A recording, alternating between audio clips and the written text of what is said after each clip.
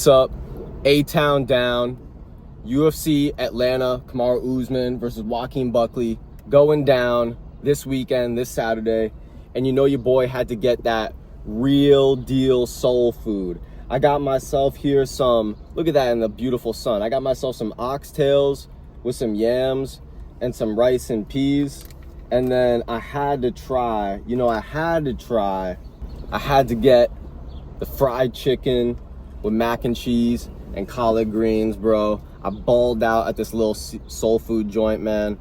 And we're going to enjoy this while we break down the entire card. Joaquin Buckley versus Kamaru Usman is going to be a wake up for Kamaru Usman. Joaquin Buckley is going to TKO him within the first 3 rounds. I think people are going to be surprised how early he gets it done. I think it could be an early 2nd round knockout for Joaquin Buckley. Let me dive into these collard greens real quick. Nice collard greens, nice and savory. You can see the collard greens. Get that sun on them.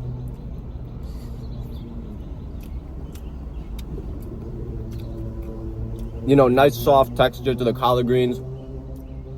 You could tell that they've been cooked for a long time. And let me take a bite of this chicken real quick.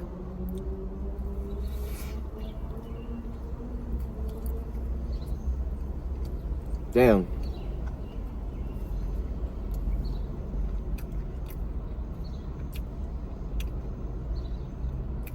I'm gonna be honest.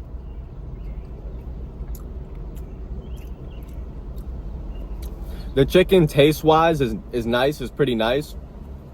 I did have these in the container for a little while, for like maybe, I don't know, like 20 minutes while I was driving here. So, I don't know, I think maybe some of the steam might have taken away from the crunch of the chicken.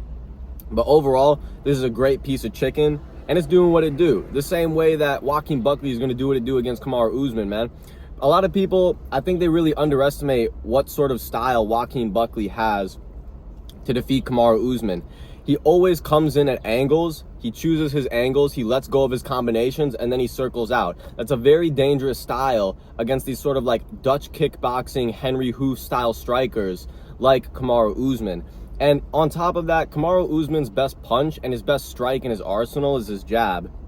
Joaquin Buckley hasn't been seen standing in front of his opponents, getting tagged up with jabs or straight punches since the Kevin Holland fight, since he got in the UFC. So I think Joaquin Buckley, I've talked about it multiple times before, but he's completely revamped his style.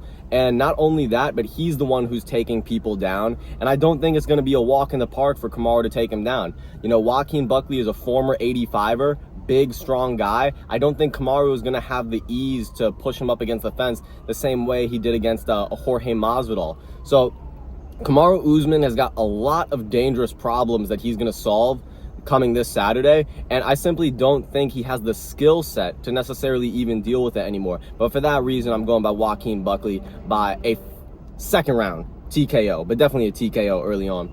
Moving down to the co-main event of Rose Namajunas versus Miranda Maverick. Let me try some of this mac and cheese from Miss Maverick.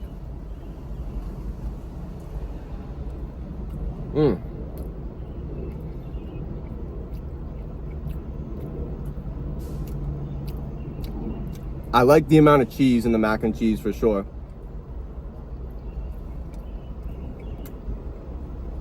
It's got that baked mac and cheese vibe to it. It's nice and savory, not too overly savory or anything like that. As far as the noodles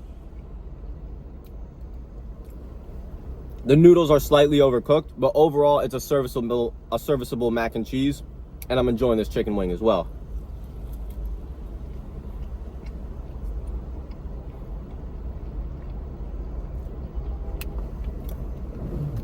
As for Rose Namajunas versus Miranda Maverick, I don't like what Rose Namajunas has been doing at 125. She moved up to 125, lost a pretty clear decision to Manyan Fiorot. Then she beats Amanda Ribas and Tracy Cortez, who are 2 opponents that are probably never going to fight for a title in their entire life. And then she goes on to lose to Erin Blanchfield quite convincingly. Now, Miranda Maverick has a loss to Erin Blanchfield earlier on in her career. But I do feel like Miranda Maverick has not only relied and grown within her grappling in her recent fights, but she's just become a better overall fighter, you know, lets the fight come to her, and she's not necessarily, you know, so young and jittery. And for these reasons, I think she's actually going to be able to dominate Rose Namajunas in the grappling. I think she can have the ability to take down Rose Namajunas in this fight. And Miranda Maverick came into the UFC as a striker. Everybody, you know, was onto her because she looked so good in her striking in her first few fights. But now that she's shown the ability to mix it up, I really think that Miranda Maverick is going to, you know, show against a contender like Rose Namajunas that she is the new breed of 125, along with the Aaron Blanchfields and the Macy Barbers. So Miranda Maverick, I think this is going to be a big statement win for her. And I'm going to be picking Miranda Maverick by decision. I'm first going to dive into some of these delicious looking oxtails. Why don't we? Why don't we? Let me grab this oxtail. Let me see what it's feeling like. It's looking pretty nice. It's pretty tender, if I do say so myself. It's quite tender. But Edmen Chbazian versus Andre Petroski. Now, Andre Petroski on paper should have the grappling advantage here, but overall, I think Edmen Chbazian is the more skilled, dangerous fighter. He's got the more finishing ability when it comes to his powerful strikes on the feet. A lot like this well-seasoned oxtail. You know, they sleep on the spice that Edmen Chbazian has in his fist, bro. Edmen Chbazian, of course, he's got the sneaky kicks as well. I think he's going to be overwhelming Andre Petroski, and Andre Petroski has some pretty telegraphed takedowns, and Edmen Chbazian works at Extreme Couture, so he's got bodies like Sean Strickland, Ankalaev. He's in the room with a lot of high-level guys that will test his wrestling. So I think that, you know, Edmen Chbazian, he's going to get this fight done. I say that he gets a finish in the first round. First round TKO, Edmen Chbazian. Moving down the card to Cody Garbrandt versus Raoni Barcelos. Now, Raoni Barcelos coming off of a great win over Peyton Talbot. Cody Garbrandt, I think, is going to be... It's really hard to pick, bro. It's hard to pick. Great sweet yams, by the way. Sweet, sweet yams. The rice and peas are nice as well. Good rice and peas. No, I'm going to go Raoni Barcelos, man. Raoni Barcelos, at the end of the day, you know, he is the more credited wrestler. This guy is going to come out there and he's going to take down Cody Garbrandt. Cody Garbrandt does have a wrestling background, but we haven't really seen it tested in a really, really long time, especially not by such a high-level guy like Raoni Barcelos. For those reasons, I'm going to have to pick Raoni Barcelos by a decision here. I could also see a submission. So if you want to pick Raoni Barcelos submission, maybe put a little sprinkle on that, you could go for that. We got a little Coca-Cola for the bevy here. All right, Cody Brundage versus Mansour Abdul Malik. Mansour Abdul Malik is going to destroy this guy. You know, nobody has really got confidence in Cody Brundage here other than, you know, people that are related to him and that are biased for him. Cody Brundage, at the end of the day, he's got a puncher's chance. You know, he's got heavy hands, but you can't really see Cody Brundage out wrestling this guy or even out techniquing him on the feet. You know, it's going to be a wild exchange in which he needs to connect. So I'm going to have to go Mansour Abdul Malik here. I'm going to say, again, by a first round TKO. You know, I really think he's going to take down Cody Brundage and give him something that he doesn't like early, and Cody Brundage is going to look for a way out of there. Moving on down the card. Alonzo Menfield versus Umarc.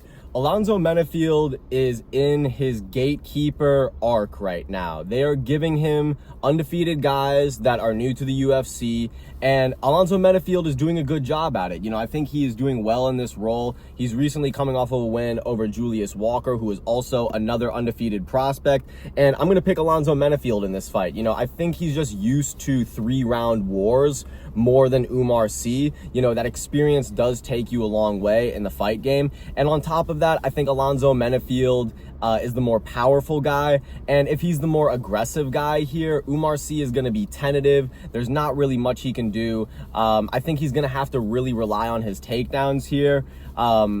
Again, close fight, but I do not think Alonzo Menfield should be anywhere close to the big underdog that he is. And yeah, Alonzo Menfield all day, baby. Moving on down the card too. Versus Rodolfo Bolato. this fight genuinely doesn't matter, because this fight goes different 10 times out of 10.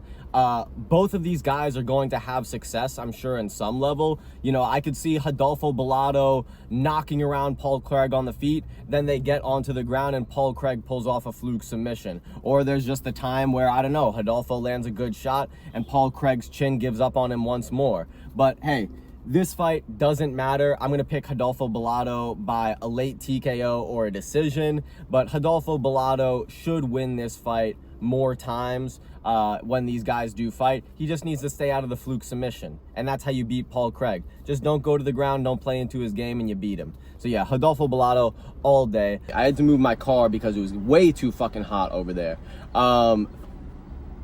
Michael Kessa versus Court McGee. Court McGee is the more well-rounded guy here. Michael Kessa, on the other hand, is the better wrestler. So Michael Kessa is going to chain wrestle. He is going to get Court McGee's back here.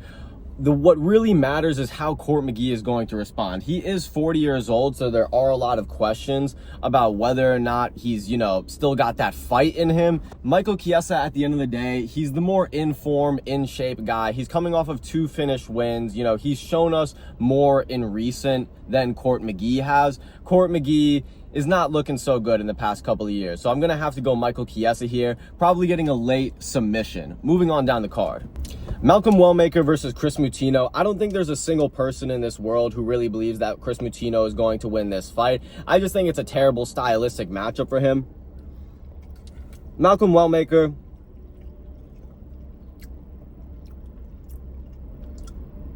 he's going to chop this boy up like chicken, and he's going to be cheesing at the end of the fight the way that he's smiling, bro. He's going to be in Atlanta, his hometown. There's no way that Malcolm Wellmaker is messing this opportunity up. I seriously don't understand how a single person could be picking Chris Mutino in this fight. Malcolm Wellmaker, first round KO.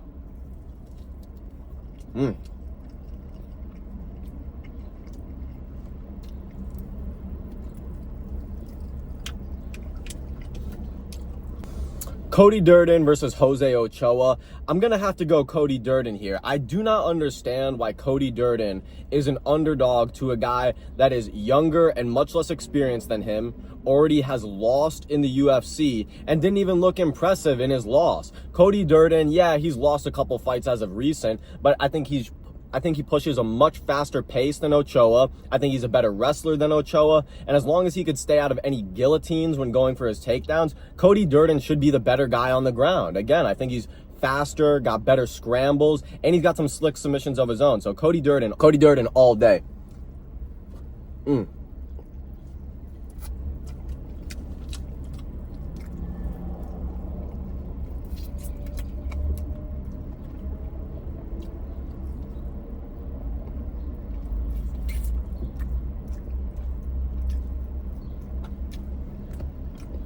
I'm not gonna lie, man, they got some good chicken. Some good collard greens, too.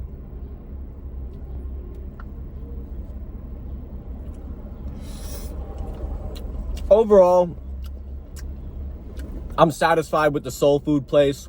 You know, the soul food, it's hitting. Delicious lunch. Better MMA approved. Mukbang MMA approved.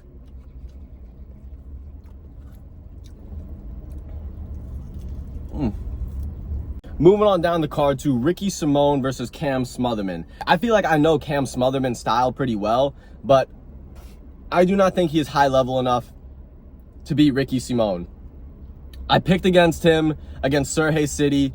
I was correct there, and I think I'm going to be correct by saying that he's going to move forward, try jabbing Ricky Simone. Ricky Simone is going to let go with great counter shots because he actually does pretty well when you bring the fight to him. You know, his Mario Bautista fight was very competitive for as long as it lasted, and he's going to have the wrestling advantage. You know, Cam Smotherman isn't really a guy who's going to, you know, latch some crazy guillotine on you when you're taking him down. So Ricky Simone all day here. He should get a dominant decision. Cameron Smotherman is also coming in on very short notice. So we're going Ricky Simone all day, baby. All right, enjoy some of this oxtail. Delicious. Just some peas, rice and peas with some of the oxtail.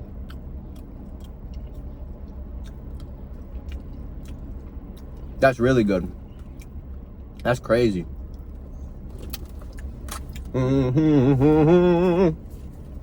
Phil Rowe versus Angelus. I'm going Phil Rowe all day. Angelus, man, he's not really good at anything. You know, it's not like he bites down on his mouthpiece and he's a dog. It's not that he's super technical. And I guess he's kind of athletic, but Phil Rowe, he's going to jab at distance all day. And when Angelus comes in, Phil Rowe is going to have something for him. And something is enough to deter Angelus. Angelus, man, he could try spamming some takedowns here, but that would be his best shot at winning this fight. You know, he got to go full Khabib mode on him. But yeah, Phil Rowe, man, he's going to pick him apart for a 3-round decision. Phil Rowe all day. Demopoulos versus Jamie Lynn Horth. I'm going Jamie Lynn Horth. She's bigger, and Vanessa Demopoulos really ain't that good. Y'all, like, subscribe. We do MMA mukbangs on here, man. We got good picks, man. We do streams all the time. Like and subscribe to Mukbang MMA, bruh. Peace.